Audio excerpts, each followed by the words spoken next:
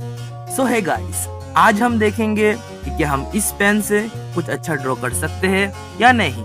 सो reference का कुछ मिला नहीं था तो सोचा कि क्यों ना आईज ही ड्रॉ कर लेते। बिकॉज ऑनेस्टली बताऊं तो मुझे आईज ड्रॉ करना बहुत अच्छा लगता है, बिकॉज वो बहुत सुंदर होता है यार, दैट्स व्हाई।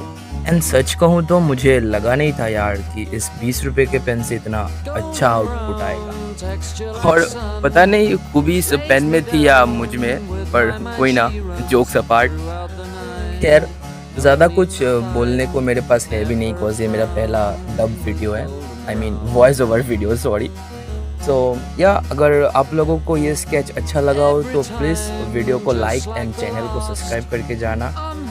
मिलते हैं नेक्स्ट वीडियो में and enjoy the video guys, bye.